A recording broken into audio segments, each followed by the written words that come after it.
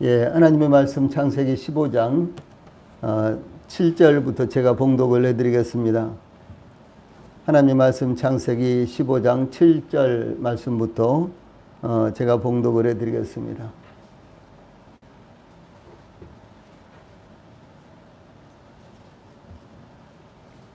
예, 7절 말씀부터입니다. 또 그에게 이르시되 나는 이 땅을 내게 주어 소유를 삼게 하려고 너를 갈대아인의 우리에서 이끌어낸 여호와니라. 그가 이르되 주 여호와여 내가 이 땅을 소유로 받을 것을 무엇으로 알리이까?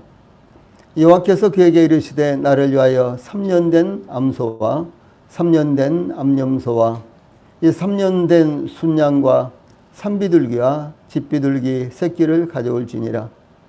아브라함이 그 모든 것을 가져다가 그 중간을 쪼개고 그 쪼갠 것을 마주 대하여 놓고 그 새는 쪼개지 아니하였으며 솔개가 그 사체 위에 내릴 때에는 아브라함이 쫓았더라. 예, 그 다음에 17절. 해가 져서 어두울 때 연기나는 화로가 보이며 타는 횃불이 쪼갠 고기 사이로 지나더라. 아멘. 예, 오늘 저녁에는 창세기 15장 7절로 11절 말씀, 그리고 17절 말씀, 예, 이 말씀을 통해서 아브라함과 하나님, 이 하나님과 아브라함의 언약 체결, 하나님과 아브라함의 언약 체결, 이제 이런 주제로 말씀을 전해 드리겠습니다. 예, 하나님께서 씨를 주시지 않으셨기 때문에 집에서 양육한 자인 다메섹 엘리에셀이 자신의 후사가 될 것이라는 아브라함을 향하여 하나님께서 창세기 15장 4절로 5절 말씀, 그 사람이 내 상속자가 아니라 내 몸에서 날 자가 내 상속자가 되리라 하시고, 그를 이끌고 밖으로 나가 이르시되 하늘을 우러러 무뼈를 셀 수 있나 보라. 또 그에게 이르시되 내 자손이 이와 같으리라. 이렇게 말씀을 하셨습니다. 예, 그때 아브라함은 그의 현실적인 문제와 상관없이 하나님께서 말씀하신 것을 그대로 받아들였습니다. 그 결과 아브라함이 의롭다함을 얻은 것에 대해서 아브라함이 여호와를 믿으니 여호와께서 이를 그의 의로 여기시고 그의 공의로 여기시고, 6절 말씀이죠. 예, 이와 같은 말씀이 증거되고 있는데, 예, 저희들이 지난주에 이 말씀을 통해서 의를 얻는 것과 믿음과의 상관관계, 이제 이런 부분에 대해서 말씀을 나눴습니다. 아브라함이 하나님의 말씀을 받아들이며 믿는다는 것은 그 당시 아브라함의 상황으로 봤을 때 대단히 어려운 일이었습니다. 예, 그러므로 사도 바울은 로마서 4장 19절로 22절에서 그가 100세나 되어 자기 몸이 죽은 것 같고 이 사라의 태가 죽은 것 같음을 알고도 믿음이 약하여지지 아니하고 믿음이 없어 하나님의 약속을 의심하지 않고 믿음으로 견고하여져서 하나님께 영광을 돌리며 약속하신 그것을 또한 능히 이루실 줄을 확신하였으니 그러므로 그것이 그에게 의로 여겨졌느니라. 이렇게 로마서 4장 19절로 22절 말씀을 증거하고 있습니다. 예, 이 말씀 가운데 참 저희들에게 이 교훈이 되는 말씀이요. 예, 그가 100세나 되어 자기 몸이 죽은 것 같고 사라의 태가 죽은 것 같음을 알고도 믿음이 연약하여지지 않았다. 이 알고도 믿음이 연약하여지지 않았다. 참 놀라운 말씀입니다. 이 현실적으로는 전혀 불가능한 일이었는데 그런데도 불구하고 하나님을 믿는 믿음을 견고하게 갖고 있었다라고 하는 사실입니다. 이 아브라함이 의롭다함을 얻은 비결은 대단히 단순했습니다. 하나님께서 말씀하신 것을 믿었을 때 하나님께서 아브라함을 의롭다고 하셨습니다. 예, 그러나 아브라함이 믿음으로 받아들였던 것은 인간의 시각과 판단으로는 불가능한 사실이었지만은 하나님의 말씀이었기 때문에 그대로 받아들인 것입니다. 그러므로 인간적인 환경과 생각과는 달리 하나님의 말씀에 대해서 어떻게 받아들이냐 하는 것이 대단히 중요한 것이었습니다.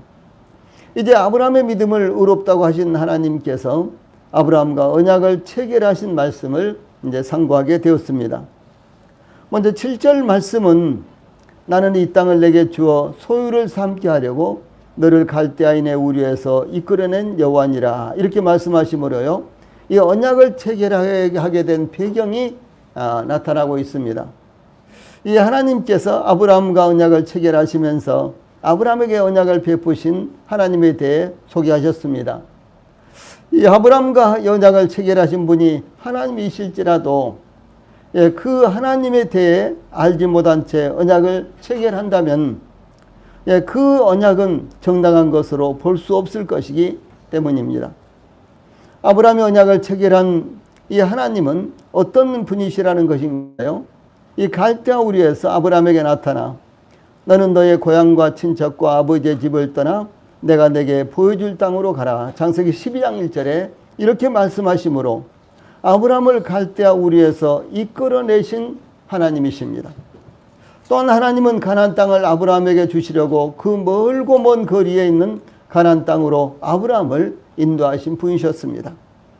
하나님께서 아브라함에게 이와 같이 말씀하신 것은 하나님께서 아브라함을 통해 구속의 역사를 계획하시므로 그 계획을 이루시기 위해 아브라함을 갈대아 우리에서 이끌어낸 하나님이시라고 소개하신 것입니다. 이와 같이 하나님께서 인류를 구속하시기 위해서 계획을 갖고 계신다는 것은 실로 중요하고도 놀라운 일이 아닐 수 없는 것입니다. 하나님의 구속의 계획 안에 아브라함이 있고 그 안에 이스라엘이 있으며 저희들이 있는 것입니다. 더구나 아브라함은 그의 조상들과 함께 하나님을 알지 못하는 세계에서 살아가고 있었는데 하나님께서 아브라함에 대해서 구속의 계획을 갖고 계신다는 것은 아브라함을 특별한 사람으로 만드시겠다는 하나님의 뜻이기 때문에 더더욱 중요한 것입니다. 하나님께서 아브라함에게 이 땅을 내게 주어 소유를 삼게 하려고 라고 말씀하신 것은 아브라함에게 선물로 가나안 땅을 주시기 위해 아브라함을 갈대아 우리에서 이끌어내셨다는 하나님의 선언이셨습니다. 그러므로 가나안 땅은 천지의 주제이신 하나님께서 아브라함에게 주신 땅이었다라고 하는 사실입니다. 저희들을 하나님께서 저희들을 부르실 때 때때로 단순한 부르심, 그 다음에 결과, 그 다음에 하나님께서 이루시기를 원하시는 것은 무엇인지 저희들이 잘 알 수 없을 때가 많이 있습니다. 예를 들어서 베드로와 안드레, 그런가 하면 또 야고보와 요한을 부르실 때 나를 따라오너라 내가 너희로 사람을 낳는 어부가 되게 하겠다. 이렇게만 말씀하시고 그 결과는 어떤 열매가 열릴지 어떤 보상이 주어질지 아무것도 말씀하지 않으셨습니다. 이와 같이 아브라함에게도 동일하게 너는 너의 본토 친척 아버지 집을 떠나 내가 너에게 취지할 땅으로 가라. 이렇게 말씀하시고 구체적인 것은 말씀을 하시지 않았습니다. 그러나 이 말씀을 통해서 이제 나타나는 것은 그 아브라함을 갈대아 우리에서 가나안 땅으로 이끄신 그 하나님께서는 인류의 구속을 아브라함을 통해서 이루시기를 원하시는 이와 같은 하나님의 놀라운 이제 계획이 담겨져 있는 것을 볼 수가 있는 것입니다. 하나님께서 아브라함에게 이 땅을 내게 주어 소유를 삼게 하시려고 이렇게 말씀하신 것은 아브라함에게 선물로 가나안 땅을 주시기 위해서 아브라함을 갈대아 우르에서 이끄셨다는 이 하나님의 선언이 되는 것입니다. 그러므로 가나안 땅은 천재 주제이신, 주제라는 말은 창조주이신 그런 의미가 담겨져 있어요. 이 천재 주제이신 하나님께서 아브라함에게 주신 것이었습니다. 또한 소유를 삼게 하려고 라고 하는 말씀은 차지하게 하려고, 아브라함이 차지하게 하려고, 또 상속하게 하려고, 아브라함에게 주시려고 라는 뜻으로서 본래 아브라함으로서는 가나안 땅에 대한 권리가 전혀 없었는데 하나님께서 주권적으로 아브라함을 가나안 땅의 상속자로 삼으셨다는 것을 의미합니다.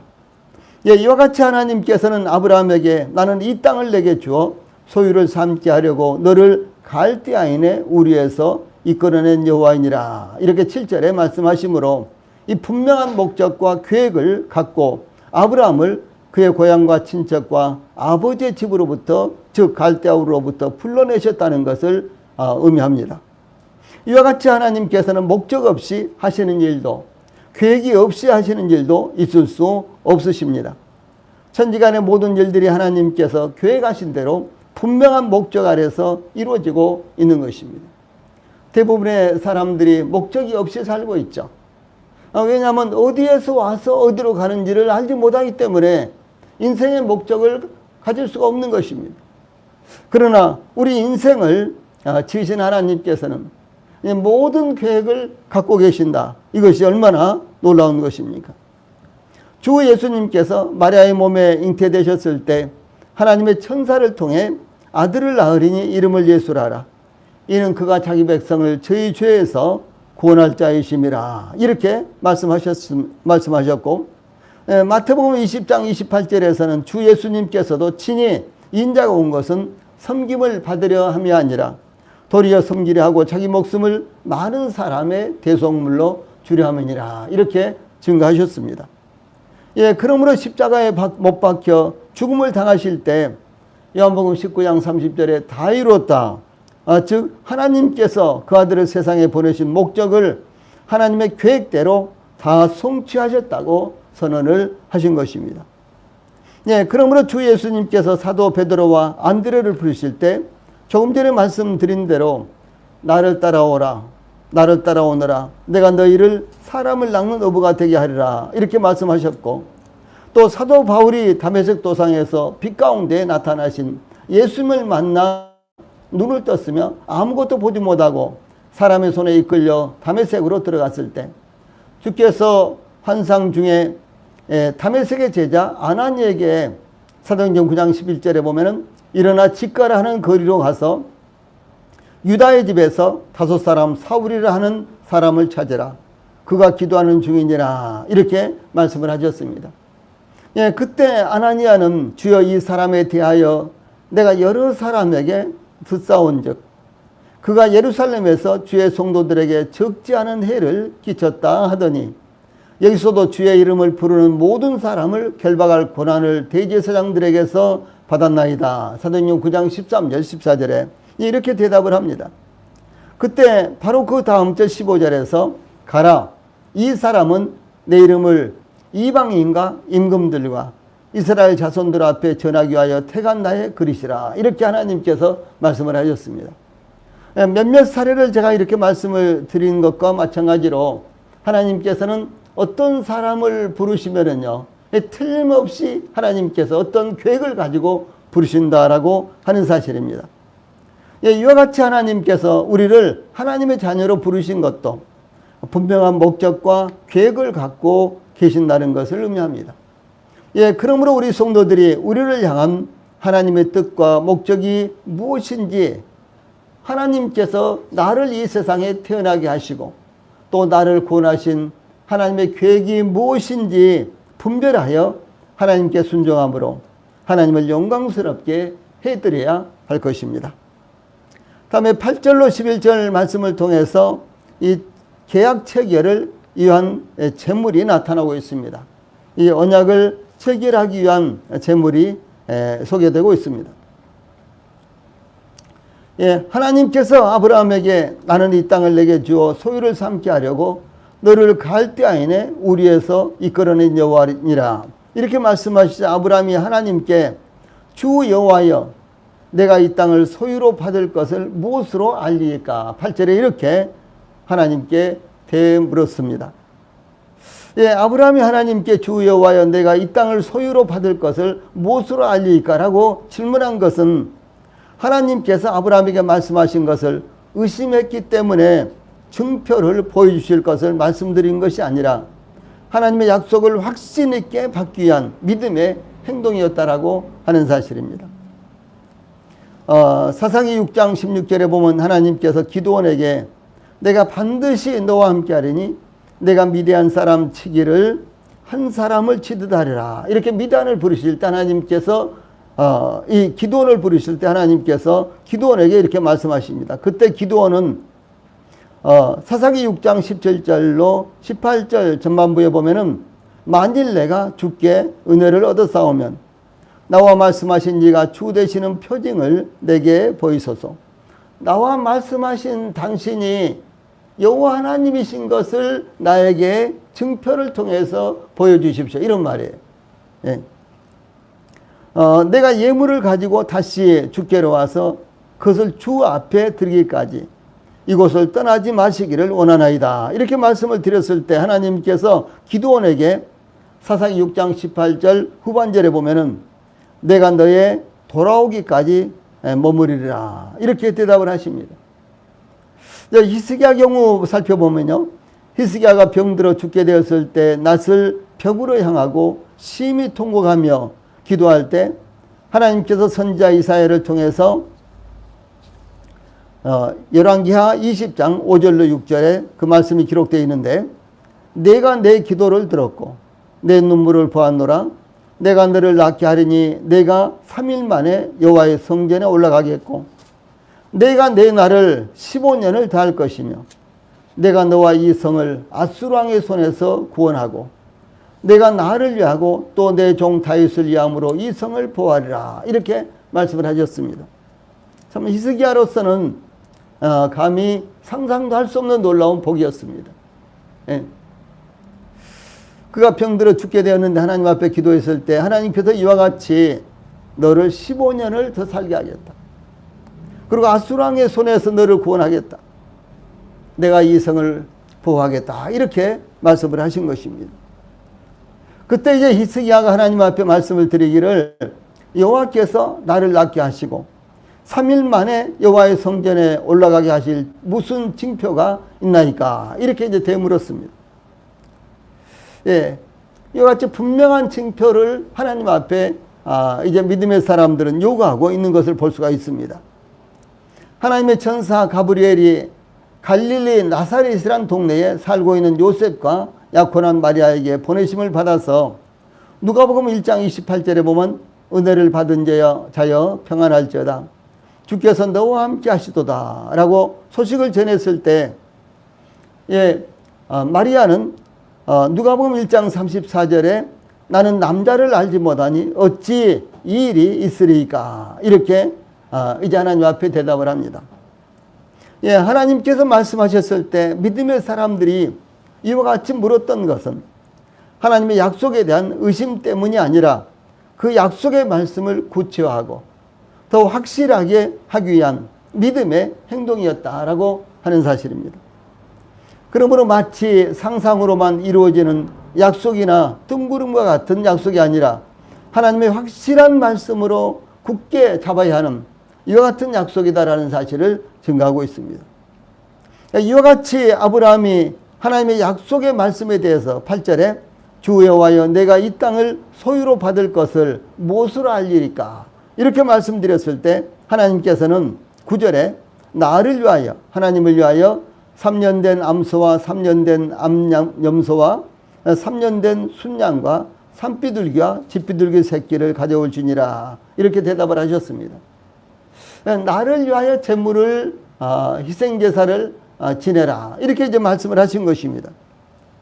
아브라함은 하나님께서 지시하신 대로 이제 수행을 했지만은 여기 10절에 그 다음에 10절을 보면 그 모든 것을 가져다가 그 중간을 쪼개고 그 쪼갠 것을 마주 대하여 놓고 그 새는 쪼개지 아니하였으며 라고 실행하고 있는 것을 나타내고 있습니다. 즉 짐승들은 쪼개고 새는 쪼개지 않았다는 것입니다. 아브라함이 이와 같이 수행한 것은 그 당시 양자가 계약을 체결할 때 통상적으로 이루어졌던 방식을 택한 것이다 라고 이렇게 전해져 오고 있습니다. 이제 구약시대 특별히 이 고대의 중근동의 이런 풍습을 보면은 양자가 여러 가지 이제 그 계약을 체결할 일들이 있죠.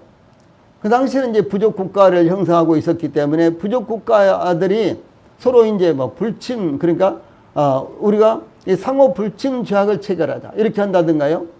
내지는 여러 가지 이해상관이 되었을 때 그것을 이제 조약으로 언약으로 이제 체결할 때 이와 같이 짐승을 이제 가운데를 쪼개고 그 다음에 양쪽으로 이렇게 벌려놓고 이 당사자들이 그 가운데를 이렇게 지나갔어요. 무엇을 의미하는 것은 이 약속은 이 맹세는 이 언약은 이 조약은 이 생명을 걸고 상호 간에 체결한 조약이다 이런 말이에요. 그리고 만약에 이 조약을 어떤 한쪽이 이제 지키지 않는다면은 그것은 이와 같이 짐승이 지금 반쪽이 난 것처럼 이와 같이 목숨을 걸어야 된다라고 하는 이와 같은 의미입니다. 예, 이와 같은 이제 그 당시의 풍습을 아브라함은 하나님께서 희생제사를 요구하셨을 때 이제 그대로 거기다가 적용을 시킨 이런 모습을 볼 수가 있는 것입니다.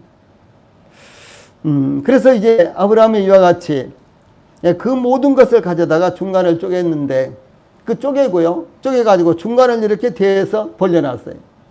그런데 이제 새는 쪼개지 않았다. 이렇게 이제 나타내고 있습니다. 즉 짐승들은 쪼갰지만은 새는 쪼개지 않았다는 것입니다. 그런데 이 하나님께서 아브라함과 언약을 체결하시면서 이와 같은 방식을 받아들이신 것은 아브라함으로 쉽게 이해되고 납득될 수 있는 이와 같은 방법을 택한 것을 의미합니다. 그 당시 이 통상적으로 사용하던 방법이었기 때문에 하나님께서 이 방법을 받아들여 주신다면 아브라함이 아주 쉽게 받아들일 수 있는, 쉽게 이해할 수 있는 이와 같은 방법이었다라고 하는 사실입니다. 이것은 하나님께서 그 택한 사람을 위해서 지극히 자신을 낮춘 것을 의미합니다. 예, 하나님은 하나님의 방법이 있습니다. 그렇죠? 그런데 하나님께서 인간의 방법을 따라서 아브라함과 이 계약을 맺으시고 언약을 맺으신 것은요, 이제 하나님께서 아브라함과 언약을 맺으시기 위해서 아브라함만큼 이제 낮아지셨다는, 자신을 낮추시고 자신을 아주 겸손하게 하셨다는 것을 의미합니다. 그래서 하나님께서 아브라함에게 언약하신 것이 확실하다는 것을 확인해 주시기 위해서 하나님께서 아브라함의 수준으로 자신을 낮추신 것을 의미합니다. 또한 아브라함에게 하나님의 약속의 말씀에 대한 의구심을 떨쳐버리기 위해서 이 증표로 보증하신 것이었으며, 하나님의 약속을 기업으로 받은 아브라함에게 하나님의 뜻이 변치 아니하심을 맹세로 보증하시는 이와 같은 이제 상황이었습니다. 이 말씀은 히브리서 6장 16절로 18절에 나타나는 말씀입니다. 자, 여기 이제 9절에 하나님께서요, 나를 위하여 그랬죠. 나를 위하여. 그래서 하나님을 위하여 예물을 준비하라. 하나님께서 이렇게 요청을 한 것입니다. 이것은 아브라함과 언약을 체결하심으로 하나님께서 영광을 받으시기 위한 것입니다. 그 유익은 사실은 전적으로 아브라함에게 있는 것이죠. 아브라함이 누구이기에 하나님께서 아브라함과 언약을 체결하시느냐. 참 이것은 아브라함으로 볼 때요, 상상도 할 수 없는 놀라운 복이었습니다. 그렇죠? 그런데도 불구하고 그것이 바로 하나님에게 영광이 된다라고 하는 사실입니다. 자, 저희들이 구원받은 것 얼마나 놀랍습니까? 저희들 같은 자들이 구원받은 것. 오늘 아침에도 새벽 기도를 하면서 참 하나님 앞에 감사했어요. 그 감사가 저와 같은 자를 하나님께서 구원하셨다니. 참 하나님께서 뭘 보시고 저를 구원하셨을까? 오직 은혜였어요. 은혜입니다. 오직 전적으로 은혜입니다. 그러므로 하나님께서 저를 구원하셨다. 이것이 저에게 얼마나 큰 영광입니까? 그런데 이것이 이 본문을 통해서 우리가 볼 때요, 하나님께서도 하나님 자신의 영광으로 삼으셨다라고 하는 사실입니다. 자, 우리가 이제 이렇게 복음을 전해서 어떤 사람들이 구원받습니다. 그러면은 그 구원받은 사람들이요, 자신들에게 얼마나 놀라운 영광이 됩니까? 그런데 그것이 하나님께도 영광이 된다라고 하는 사실입니다. 이게 하나님께서 지금 아브라함과 언약을 체결하고 계십니다. 그런데 그것이 아브라함에게는, 하나님께서 아브라함에게 언약을 체결해 주신다. 맹세로 언약을 체결해 주신다. 얼마나 놀라운 일입니까? 그리고 그 언약을 체결하시면서요, 목숨을 걸고 내가 이 약속을 지키겠다. 이렇게 하나님께서 지금 말씀하시는 것 아니겠습니까? 그러므로 이것이 아브라함에게 얼마나 큰 영광이겠습니까? 그런데 하나님께서는 하나님 자신의 영광으로도 이것을요, 삼으신다라고 하는 사실입니다. 그래서 이 9절에 나를 위하여 이렇게 말씀하신 거예요. 얼마나 놀라운 사실인지 참으로 귀한 것입니다. 그래서 나를 위하여 하나님을 위해 예물을 준비하라는 것입니다. 이것은 아브라함과 언약을 체결하심으로 하나님께서 영광을 받으시기 위한 것이었습니다. 그 이유는 이 하나님의 약속의 말씀은 어떤 조건적인 것이 아니라 하나님의 일방적인 선언이었으며 하나님께서 아브라함에게 어떤 조건도 없이 베푸시는 하나님의 은혜였기 때문이라는 것입니다. 다음에 3년 된 암소와 3년 된 암염소와 3년 된 순양, 여기서 이 3년이라는 말씀이 3번이나 연속적으로 나타나죠. 그러나 실상은 이 횟수는요, 뭐 삼위일체 하나님을 의미하는 것인가 등등 뭐 여러 가지로 우리가 추정을 할 수가 있지만은, 그러나 이 대목에서는 이 횟수 3년이라는 횟수는요 특별한 의미는 없는 것으로 보입니다. 단지 이 3년이 된 짐승, 3년이 된 암소, 3년이 된 암염소, 3년이 된 순양, 그러면요 이것은 완전히 충분히 성장한 짐승으로 최고의 예물이요, 충분히 성숙되고 아름다운 예물이다라고 하는 의미를 여기서 내포하고 있습니다. 즉 하나님께서 아브라함에게 가장 좋은 것으로 값진 예물을 요구하셨다라고 하는 사실입니다. 단지 하나님께서 이제 짐승을 요구하셨다고 할지라도요, 아브라함은 아마 자기 때 짐승 때 중에서 가장 최고의 것을 하나님 앞에 드렸을 것입니다. 그런데 여기에 이제 구체적으로 3년이라고 이렇게 명시한 것은요, 완숙된 다자란 이 완숙된 이와 같은 이제 제물을 하나님 앞에 드릴 것을 이와 같이 요구한 것입니다. 예물들은 하나님께서 선택하시고 부르신 이스라엘을 의미합니다.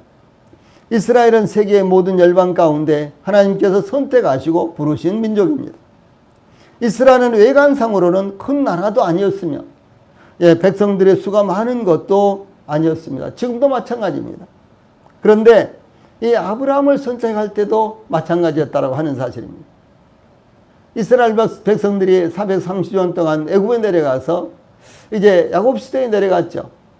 아브라함은 이삭을 낳고 이삭은 야곱을 낳고 그랬는데, 야곱 시대에 이스라엘 백성들이 이제 애굽으로 내려가는데, 그때 애굽으로 내려간 이스라엘 백성들의 수가 70명이었어요. 그런데 애굽으로 내려가서 430년 동안 머물면서 이스라엘 백성들은 이 장정만 해서, 군사만 해서 60만이 넘었습니다. 그래서 이제 이스라엘 백성들이 광야 40년을 거쳐서 요단강을 건너서 가나안 땅으로 들어갈 때, 장정만 해서, 군사만 해서 60만이 넘었으니까 모든 이스라엘 백성들의 수를 계산한다면 대략 200만에서 300만 정도, 뭐 이 정도 될 것이라고 추정할 수 있습니다. 그러나 그 이스라엘 백성들보다도 가나안 족속들이 훨씬 더 수가 많았고, 그들이 훨씬 더 선진 문화를 가지고 있었고요. 이스라엘보다는 훨씬 더 월등한 이와 같은 민족이었습니다. 예를 들어서 가나안 7족속 가운데 헷 족속이 있죠. 헷 족속, 히타이 족속이라고 이렇게도 부르는데요. 이 헷 족속은 아주 오랜 역사를 가지고 있는 이와 같은 족속입니다. 그리고 이 헷 족속은 가나안 땅에만 살고 있는 것이 아니라 중근동에 저 바벨론이라든가, 이제 나중에 이제 훨씬 후에 바벨론 아수르가 이제 생겼지만은, 이 바벨론이라든가 아수라든가 이런 거의 유럽에요, 거의 유럽 전역에 흩어져 살고 있었던 대단히 아주 큰 민족이었습니다. 그리고 이 헷족속은 문화적으로요, 또 문명적으로 대단히 발전하고 발달된 이런 민족이었습니다. 사실상 이스라엘 백성들은 다윗 시대까지도 이제 다윗이 자주 군사를 이끌고 이렇게 전쟁을 하러 원정을 다녔잖아요.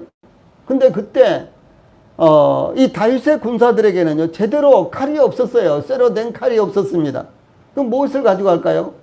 뭐 대나무를 가지고 간다든가, 몽둥이를 가지고 간다든가, 아니면 농기구 연장을 가지고 간다든가, 전쟁에 이렇게 했어요. 6.25 때 중공군들이 이제 쳐들어왔잖아요. 그때 그들 가운데는요 모두 다 그걸 가지고 있지 못했습니다. 이 총을 갖고 있지 못했어요.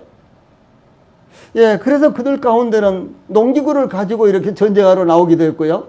그런가 하면 돌멩이를 들고 이렇게 돌격가 불어를 했어요. 예, 그렇습니다. 실제로 그랬습니다.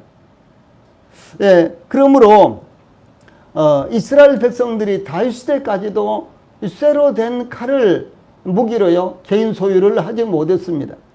예. 물론 이제 일부라든가 뭐 지휘자들이라든가 이런 사람들은 다 갖고 있었겠지만은 그러나 대부분의 군사들은 이 쇠로 된 무기를 제대로 구비하지 못하고 있었습니다. 그런데 그보다도 훨씬 더 이전에 이 해족속은요 쇠를 잘 다루는 이와 같은 민족이었습니다. 그래서 쇠로 무기를 만들고 쇠로 이 병거를 만들고 철병거요 병거를 만들고 이 쇠로 각종 무기를 만들 수 있는 이와 같은 이 쇠를 대단히 잘 다루는 이와 같은 문명이 아주 월등한 이와 같은 민족이었다는 사실이죠. 예, 그러므로 이스라엘 백성들이 수적으로도 적고 무기적으로도 훨씬 더 연약하고 예, 모든 측면에서 예, 가나안 족속들을 진멸하고 가나안 족속들을 예, 그들이 차지한다는 것은 거의 불가능한 일이었습니다. 그러니까 사실은 12명의 정탐꾼들이 가나안 땅을 정탐한 후에 예, 그 중에 10명의 정탐꾼들이 그랬죠.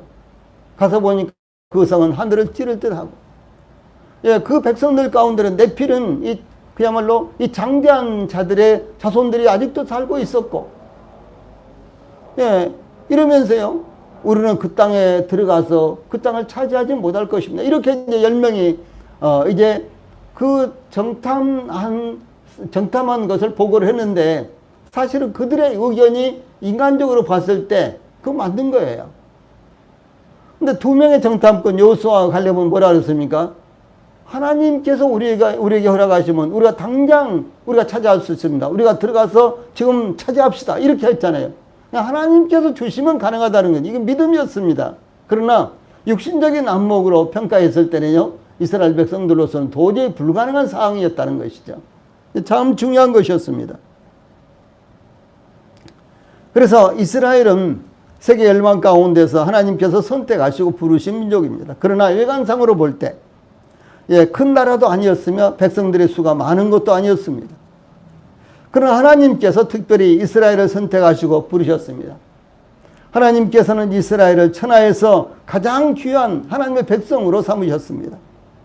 그러므로 아브라함에게 가장 좋은 예물을 준비하게 하셨던 것처럼 하나님께서는 이스라엘을 가장 귀한 민족으로 여기신다는 것을 바로 그 예물이 의미를 하는 것입니다.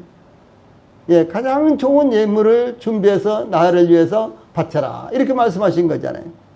바로 그 예물이 의미하는 것은요 이스라엘을 의미하는 거예요. 그래서 가장 좋은 예물로 하나님께서 이스라엘을 만드셨다라고 하는 사실입니다.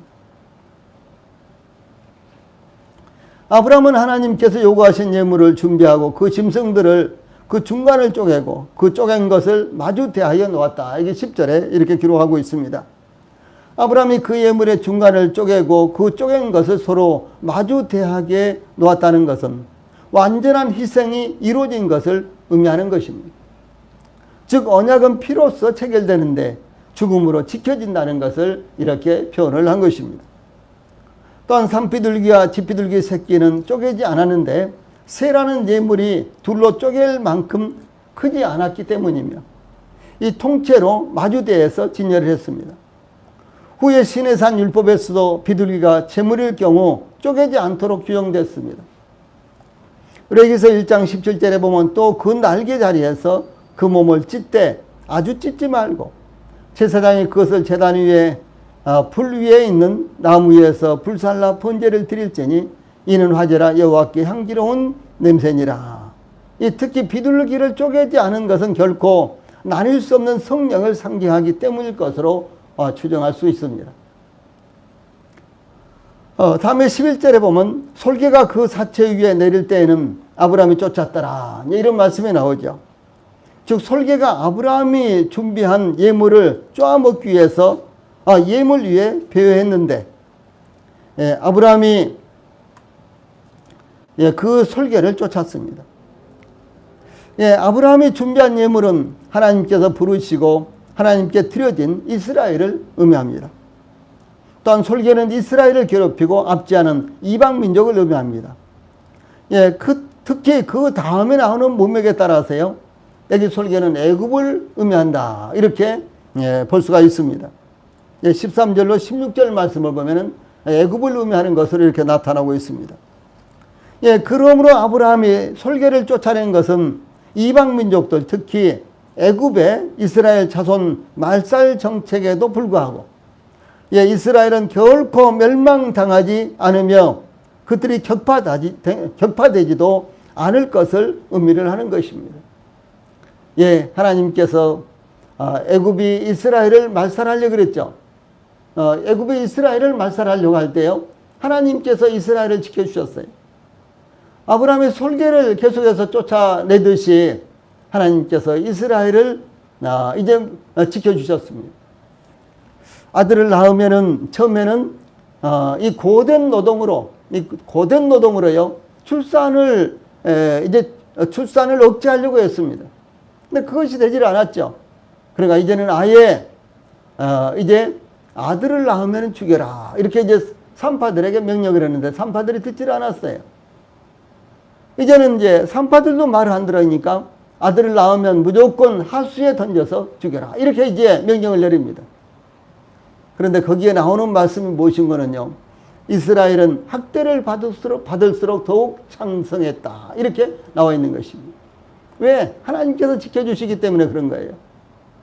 이 설계가 계속해서 아브라함이 준비한 예물 위에 내려와서 이 예물을 쪼으려고 했지만, 예물을 먹으려고 했지만 아브라함이 계속해서 설계를 쫓아냈습니다. 하나님께서 계속해서 이스라엘을 지켜주신 것을 상징적으로 말씀하고 있는 것입니다. 뿐만 아니라 이스라엘은 가나안 땅에 정착한 후에도 계속해서 이방 민족들의 침략을 받았습니다. 사사시대에는 350년 동안 10번 이상의 이방 민족들의 침략을 받았고, 이러한 침략으로 인해서 약 131년 이상 이방인의 지배를 받았습니다. 사사기에 나타난 것만 해도 그래요. 사사기에 나타난 것만 해도요, 10번 이상 이방 민족들이 이스라엘을 침략을 했습니다. 그래서 이방 민족들이 약 131년 이상 이스라엘을 지배를 했습니다. 왕정이 시작된 후에도 사울 왕 때까지는요, 블레셋의 침략이 일상적이었습니다. 그냥 날마다 침략을 했어요. 블레셋이 사울 왕 때까지. 다윗이 블레셋으로 하여금 완전히 힘을 못 쓰게 이렇게 만들기 전까지는요, 블레셋은 계속해서 이제 이스라엘을 침략을 해왔습니다.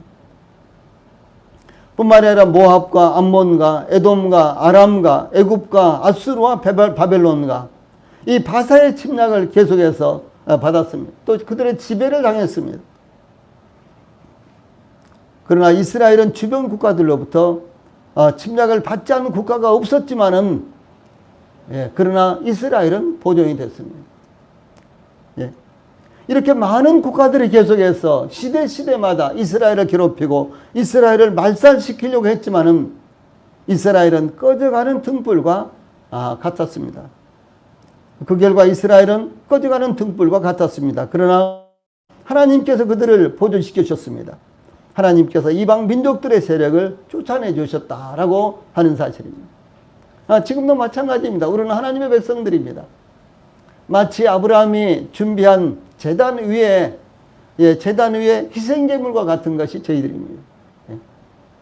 그런데 아브라함이 그 희생제물을 쪼아먹고 희생제물을 해치려고 하는 이 설계가 날라올 때, 아브라함이 그 설계를 쫓은 것처럼 지금도 하나님께서 우리 눈에 보이지 않을지라도 계속해서 저희들을 지키시고 저희들과 함께 하심으로 말미암아 저희들이 보존되고 있다라고 하는 사실을 우리 성도들께서 믿음으로 받으시기를 바랍니다. 다음에 이제 17절 말씀입니다. 이 17절 말씀은 12절이라든가 등등에도 조금씩 나타나 있는데요. 아브라함이 하나님께서 지시하신 대로 예물을 준비했을 때 17절에 보면 해가 어두울 때에 연기나는 화로가 보이며 타는 횃불이 쪼갠 고기 사이로 지나더라 이렇게 증가하고 있습니다. 이 하나님과의 언약이 이 체결된 것은 해가 져서 어두울 때였다라고 하는 사실입니다. 하나님과의 언약 체결은 희망적이며 밝은 미래를 위한 것이었는데 해는 이미 져서 어두웠으며 12절에 보면 큰 흑암과 두려움이 그에게 임하더니 라고 이렇게 증가하고 있습니다. 이런 상황 가운데서 언약이 체결됐다라고 하는 사실입니다. 즉 칠흑 같은 어둠이 완전히 뒤덮음으로 아브라함은 두려움에 떨고 있을 때 언약이 체결되었다라고 하는 것입니다. 즉 극심한 어둠으로 말미암아 아브라함이 두려워하고 있을 때였습니다. 이것은 아브라함의 후손들이 당하게 될 어둠의 역사 속에서 아브라함에게 맺은 언약이 성취될 것을 의미하는 것입니다. 이스라엘 백성들, 아브라함의 후손이 이스라엘 백성들이 극한의 고통 가운데 있을 때 비로소 언약이 이제 성취될 것이다 라는 사실을 나타내주고 있는 것입니다. 예, 그러므로 하나님께서 아브라함에게 여기 13절에 보면 너는 반드시 알라. 내 자손이 이방에서 객이되어 그들을 섬기겠고 그들은 400년 동안 내 자손을 괴롭히리니 이렇게 말씀하신 것이 나타납니다. 또한 하나님과의 언약이 체결된 것은 연기나는 화로가 보이며 라는 상황 가운데서 체결되었습니다. 이 연기라는 화로는 이스라엘이 겪어야 하는 극심한 고난의 풀무와 같은 것을 의미를 합니다. 이스라엘은 애굽의 바로 왕의 이스라엘 자손 말살 정책으로 인해서 울부짖음이 하나님께 상달되었을 때, 곧 출애굽기 2장 23절, 이스라엘 백성들의 울부짖음이 하나님께 상달되었을 때 그 언약이 비로소 이루어지기 시작을 했습니다. 이와 같은 고난의 시기에 하나님께서 아브라함과 맺으신 언약을 성취하게 하신 것입니다. 또한 언약이 체결되는 방식은 타는 횃불이 쪼갠 고기 사이로 지나더라 이렇게 증가하고 있죠. 타는 횃불이 이렇게 이제 3년 된 암소, 3년 된 염소, 또 3년 된 양 이런 것 이렇게 이제 쭉 이제 벌려놨는데 그 사이로 타는 횃불이 쫙 지나가는 거예요. 이렇게 하면서 언약이 체결됐다라고 하는 것입니다. 그래서 언약을 체결하는 방식은 쪼갠 예물 사이로 양자가 통과하는 것으로 이루어졌습니다. 쪼갠 예물 사이가 횃불로 채워지는 것은 양자 사이의 간격을 채우므로 양자를 하나로 융화시켜 언약을 완전하게 한다는 것을 의미합니다. 이와 같은 것은 죽음으로 언약을 지키겠다는 상징적인 행위였습니다. 그런데 본문에서는 타는 횃불 즉 하나님만이 그 사이를 통과하고 있는 것을 볼 수가 있습니다. 조금 전에 말씀드렸던 대로 그 당시에 양자가 계약을 이렇게 맺을 때는요, 짐승을 잡아서 이렇게 벌려놓고 그 사이를 양자가 함께 이렇게 통과를 했어요. 그러면서 이 언약이 양자 사이에 그대로 적용되고 두 사람에게 그대로 똑같이 적용되며 그 다음에 이 언약을 지키지 않았을 경우 A나 B나 똑같이 책임을 진다라고 하는 사실, 그 책임을 바로 이 쪼갠 짐승처럼 죽음으로 책임을 진다라고 하는 사실을 의미하는 것입니다. 근데 여기에서는요, 하나님만 그 사이를 통과했다라고 하는 것이죠.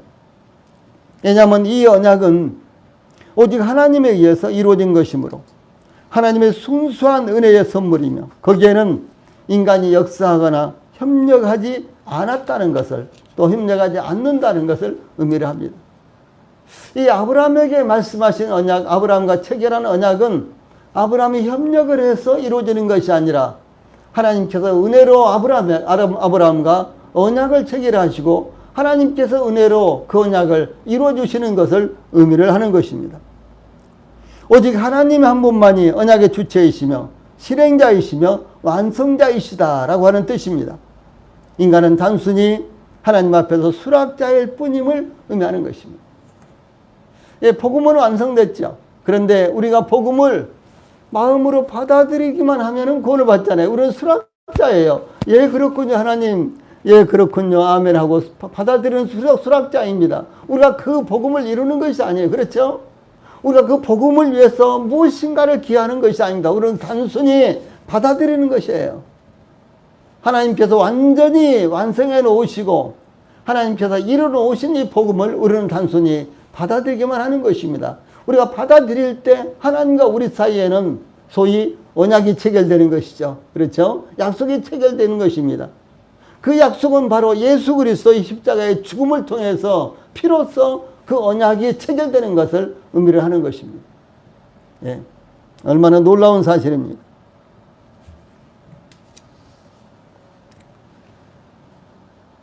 그래서 하나님께서 아브라함과 맺은 언약은 아브라함의 후손인 온 이스라엘과 맺으신 것입니다. 아브라함과 하나님이 맺으신 언약은요, 하나님과 아브라함의 후손인 모든 이스라엘과 맺으신 언약이에요. 또한 아브라함의 믿음을 이어받은 아브라함의 믿음의 후손들과 맺은 언약입니다. 그러므로 우리는 아브라함의 언약 안에 있는 것입니다. 예. 믿지 않은 사람은 아담 안에 있잖아요. 그렇죠? 그래서 아담과 같이 똑같은 죄를 범하지 않아도 모든 사람들이 아담과 같이 죄인입니다. 그런데 하나님을 믿는 사람들은 아브라함의 믿음의 조상이요, 우리는 그 후예입니다. 후손입니다. 그래서 하나님께서 아브라함과 언약을 체결하셨기 때문에 우리는 그 아브라함의 언약 안에 있는 것입니다. 모든 이스라엘 백성들이 아브라함의 언약 안에 있듯이 이제는 아브라함의 믿음을 동일하게 가진 저희들이 아브라함의 언약 안에 있다라고 하는 사실을 의미하는 것입니다. 이와 같이 하나님께서 저희들을 은혜로 선택하시고 부르신 것은 하나님에 의해서 일방적으로 이루어진 것이며, 또한 어떤 시련과 고난 속에서도 하나님께서 그 언약을 지키실 것이라는 것을 의미합니다. 예, 하나님께서 피로써 언약을 맺으셨어요. 하나님은 어떤 상황이 와도 언약을 반드시 지키신다라고 하는 사실을 의미하는 것입니다. 왜냐하면 하나님은 만유보다 크심에 아무라도 아버지 하나님의 손에서 하나님께서 선택한 자들을 빼앗을 수 없다, 이렇게 했잖아요. 네. 요한복음 10장 28절 29절 보면 내가 저에게 영생을 주노니 영원히 멸망치 아니할 터요 또 저희를 내 손에서 빼앗을 자가 없느니라. 저희를 주신 내 아버지는 만유보다 크심에 아무라도 저희를 내 아버지 손에서 빼앗을 수 없느니라. 아멘. 얼마나 놀라운 말씀입니까? 예. 하나님께서 피로써 언약을 맺으시고요. 예. 그리고 그 언약을 반드시 지키시겠다는 사실을 이렇게 말씀하신 것입니다. 그러므로 사랑하는 우리 성도님들, 하나님께서 말씀하신 언약의 말씀을 우리가 기억하고 붙들고 그 언약의 말씀을 믿음으로 하나님께 영광을 돌리는 저희들이 되어야 될 것입니다. 네, 기도하시겠습니다.